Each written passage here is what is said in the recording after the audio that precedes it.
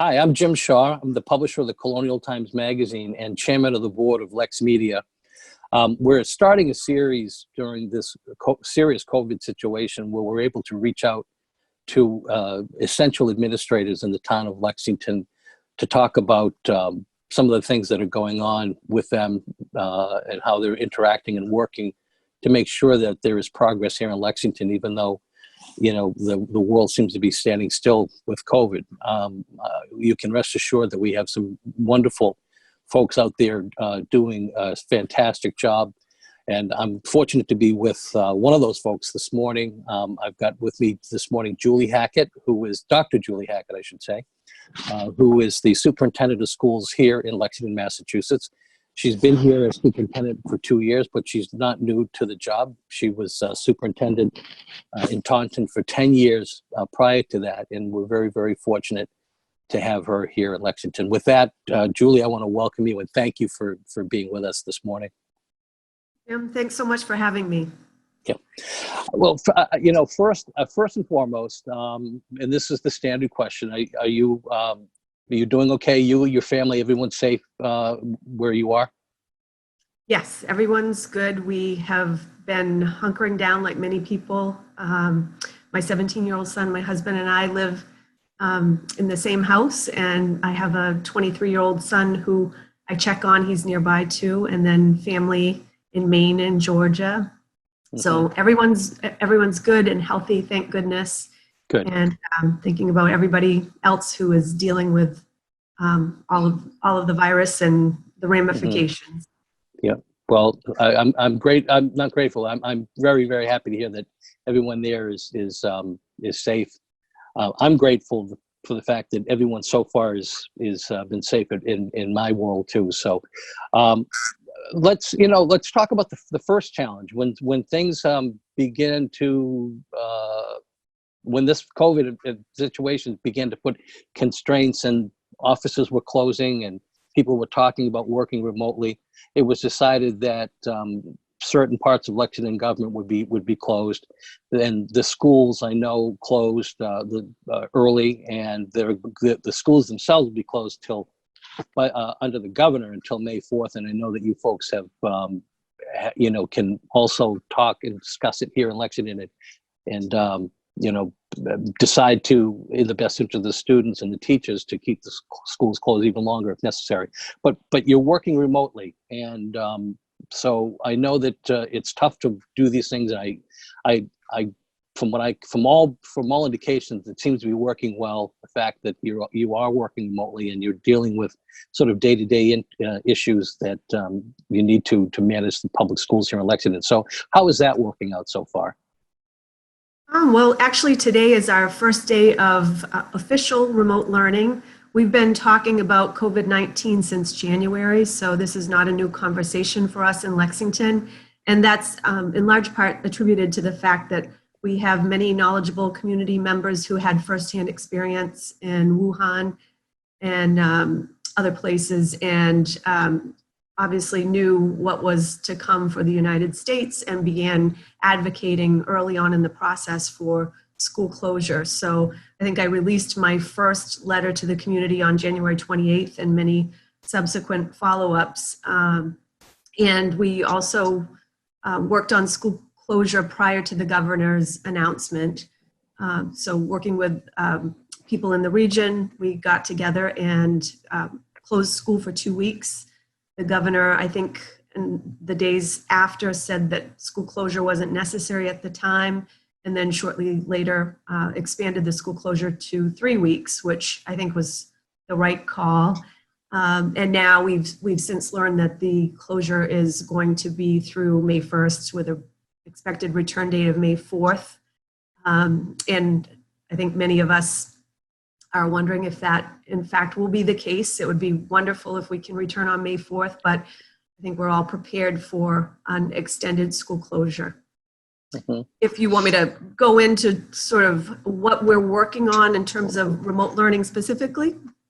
Sure. What I did want to ask you though is, how is Lexington approaching the whole school closing thing? I know that you guys were sort of ahead of the curve. and you came out with neighboring communities to do this in advance of the governor making his decision. And then eventually the governor decided to sort of throw in and say, okay, this is important. We're going to do this, and we're going to do it statewide. But how are you approaching it here in Lexington? And then we'll go back to the remote learning program for the kids. How are we approaching the closure? Yes. Yes. How we approach it is, I've been in close contact with the Lexington Board of Health and the public health officials, and closure is tricky because when you're relating it to something like a disease like COVID-19, it requires the input of public health professionals. So I try to tell people it's not entirely a superintendent's decision. It is until the governor steps in, and then it's his decision. But it has to be done in concert with public health officials. So every day, and this has been happening now for months, every day I'm in contact with the public health officials to find out how things are progressing, especially leading up to the closure. The question was, at what point is that epidemiological curve going to be at kind of the right opportunity to implement a school closure? And we were trying to figure that out together. Back in mid-March, that seemed like the right time. And so on March 12th, we actually announced the closure for 2 weeks after the Board of Health signed on to the closure. And then I reached out to my colleagues in some other districts and asked would they want to sign on with us to announce the school closure. And so I think a total of 6 districts announced the 2-week closure at that period of time, and then it was extended by the governor. Mm-hmm. Well, I think that was an important and a correct decision. And I, the fact that you reached out to other communities and you all decided together to come on board really gave it some gravitas. It gave other folks something to think about. So I'm not surprised that once again, Lexington and our surrounding communities were sort of leading the charge when it comes to something like this. So let's now go back to talk about the remote learning and some of the programs that you're offering and providing. So that to work with parents, because I know it's hard. You've got kids at home, and kids don't, particularly the younger kids, it's not the structural classroom that they're used to. So it's like, what do we do? How do we approach this? And any assistance is appreciated. So what are you guys doing? I think our approach goes back to planning, and I want to reiterate this when I speak to people because it's an important step in the process. So what happened to many school systems throughout Massachusetts is a few jumped on to online learning at day 2 or day 3 of the governor's announced school closure. And I can understand why the pressures are intense and people expect that, you'll continue to deliver the service that has been provided. But the truth of the matter is we hadn't had that type of emergency closure plan in place in terms of providing online learning. And so what I know, if I know anything from my time in school leadership, is that if you implement something poorly, it is really hard to turn that around. And what I didn't want to do is jump in without having conversations with our stakeholders, getting people on board to a particular strategy, and then being able to clearly articulate that strategy. And what we noticed from colleagues in the system who have children in other school systems is that there was a lot of chaos. People were struggling to be employees and parents who were the teachers to their students at the same time. And they told stories about being inundated with, emails that were not as coordinated as they perhaps should be when you're working with a team of teachers, and kept listening to one another share stories and just said, we're taking a pause. The pause, I think, was a total of 6 days, which in Lexington seems like 60. It was a long period of time. But what we were able to accomplish during that pause is that we were reaching out to other districts to find out what they were doing and learning about that. I was working daily with the union to talk about strategy, develop strategy, working with administrators. And then what we were able to do together, and it's a credit to the fantastic leaders in Lexington and staff members in Lexington that we were able to accomplish this. Together, we were able to map a strategy that built in flexibilities for staff members. And I think that's critically important because we don't know what the future holds with COVID-19. So if you imagine jumping into an online learning system that is between a teacher and say 20 some odd students, and that's how your delivery model is structured, that doesn't account for what happens if that teacher gets sick. What happens if that teacher's parents get sick? What happens if, part of the class can't participate? So how do we build structures that account for the unknown? And what we've managed to do is to work with our union leaders, work with our administrators, work with our staff and say, what we want to see instead is that you're working as grade level teams. We want tons of flexibility in this environment, which will include enrichment opportunities and deeper learning. And at the high school level, that can always be a challenge. What we want you to do is work in an interdisciplinary way. So you're not just delivering your, let's say, English lesson. Perhaps you're working with a humanities approach with social studies teachers and creating all kinds of new engaging opportunities for students. That's good because it relies on the educator to still deliver the curriculum, not a technology tool or a device to have you go through, one step after another lessons. And what we definitely didn't want to do is have a young person start at 7, 8 in the morning and go till 8 o'clock at night doing nothing but looking at a computer at a time when it's a scary world, and what they need to be doing is conversing with one another, with their teacher, with the trusted adults, people they love. So we're excited about the approach. Our approach has been talked about in different communities. About 20 or so communities reached out to ask us to borrow parts of our remote learning plan. MASS is my superintendent organization. They shared the plan with the superintendent roundtables throughout Massachusetts. We heard from the Department of Elementary and Secondary Education about the plan. Many of the elements of our plan are also in the commissioner's guidance that came out last week after our plan was published. And we don't have to go back to the drawing board. We are in an excellent place. And most of all, people are having fun with it. So today's the first day of the remote learning. And if you follow Twitter or social media, you can see the students so engaged, posting pictures, posting videos, doing the kinds of things we always talk about doing in public education and we never get to. So it's an exciting time for us. Great. And you're posting as well on Twitter, or is there a Lexington Public School Twitter account where if somebody was interested to see, sort of anecdotally how it's working out, is there somewhere they could go and check in to see that? Yes, I think my handle is Lexington. I post on it daily. I'm looking right now to double check, but I think it's Lexington. Yeah, I'm busy on Twitter because I can manage it. It's 140 characters and I don't have to worry too much about things. But let me just double check and make sure. It's Lexington Super, at Lexington Super, SUPER. Okay. Great. You touch base, and I think it's important. You emphasized, and what you just mentioned was so wonderful and so important. But you talked about, instead of using some sort of system that's impersonal, you're allowing opportunity for particularly the younger kids to learn along with the same people they've been learning with, like their teachers and the folks that they're comfortable with. And it really, that I think adds a whole level of comfort as well in a tough situation.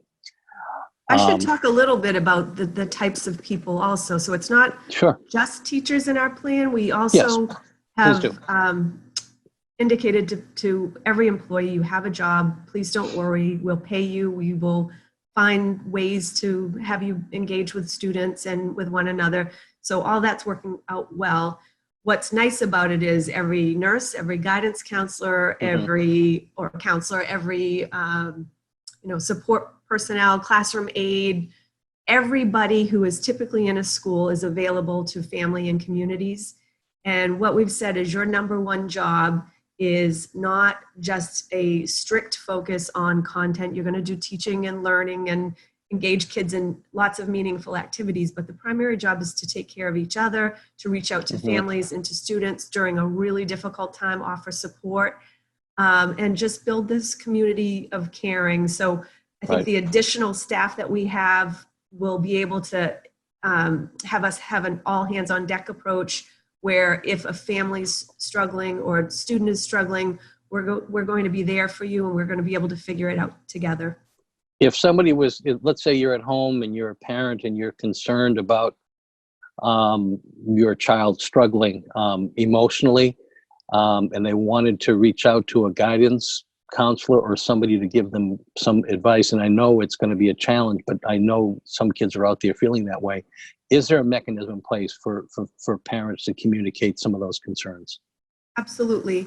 The support personnel are also reaching out to families, and principals are in the process of posting how people can get in touch with the different departments. But parents who are in need or students in need should contact your building principal if you can't get in touch with somebody. Everyone's been making their hours available and letting students and families know through outreach how they can access additional support. So we have lots of communication in place, but if for some reason someone doesn't know how to get in touch with someone, just contact your building principal by email. That's the easiest way, and they'll get right back to you. Great. And and this is something that we're sort of all in the same boat. Whether it's the public schools, whether it's the town of Lexington, the government, whether it's a local publication like mine or LexMedia, as I told you before our interview started, we're trying, this is our first interview on Zoom, and thank you for being our first. You're subject. An expert. This is easy. So we're trying our best to sort of, to use this forum to bring important information, but we're all learning together. So, we're all in the same boat. So we've got that. I got a couple more questions, and then I'm going to let you go because I know you're very, very busy, and I do appreciate you taking the time with us. For some of the older students that are dealing with sort of end of high school, looking forward to colleges and dealing with applications and selecting colleges and recruiting and scholarships. I've heard out there that a lot of organizations are still moving forward with scholarship programs. The Rotary Club, the Lions Club, even though they're closed, I personally am on the committee for the scholarships at the Lexington Rotary Club, so I know we're moving forward with our scholarships. I talked to Doug Lucente, the chairman of the Board of Selectmen, who's also very active with the Lions Club. They're moving forward with their scholarships. So those resources are available. So how what are kids doing? And again, I don't know that there really is an answer to this, but with recruiting or people, is there a way for kids to communicate? Is there any assistance, like through guidance? Because I know guidance always plays such an important role in how kids interact with potential colleges and recruitment. I know the coaches, deal with colleges as well. The lack of videotape that kids often send along, searching for athletic scholarships, some of that won't be there for them. So and it's kind of a broad question, but I don't know if you can speak to it at all, even in just a few words.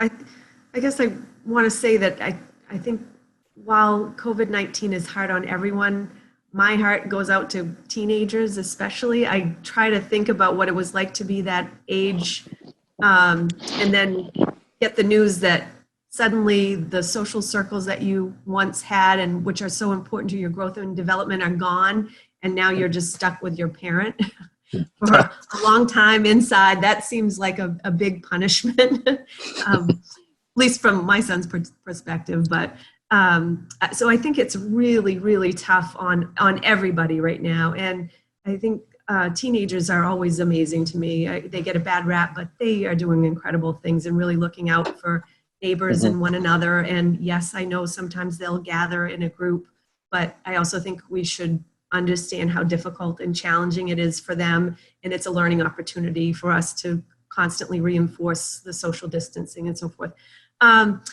What is foremost on their mind is that this is a big year for some.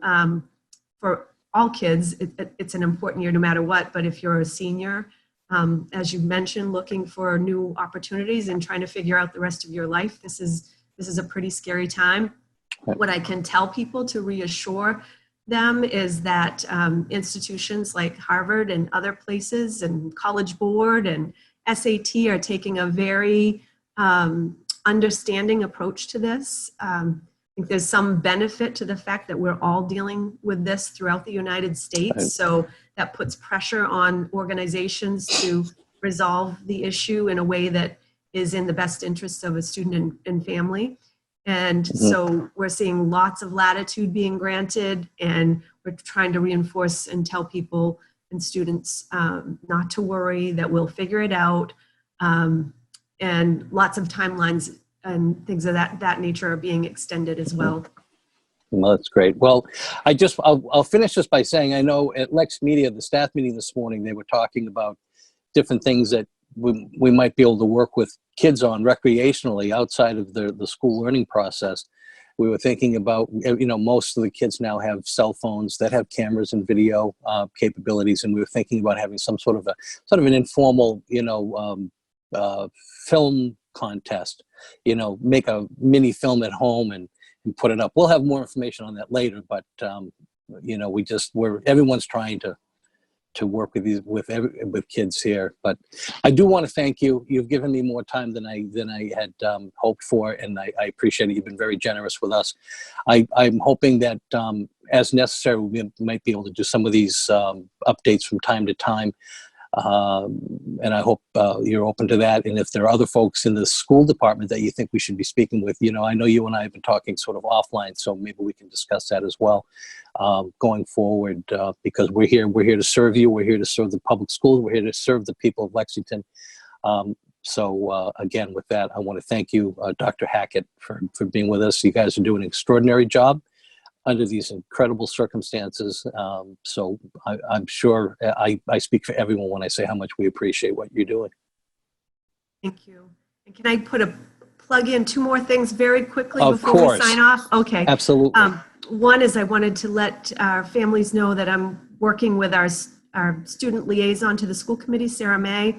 She's making some kid-friendly videos and communications with her friend Grace to show our elementary middle school students what life will be like in a remote learning environment. She's also helping to write in Kids Speak what it is that we're doing for high schoolers who may have some questions and don't want to read Dr. Hackett's boring long updates.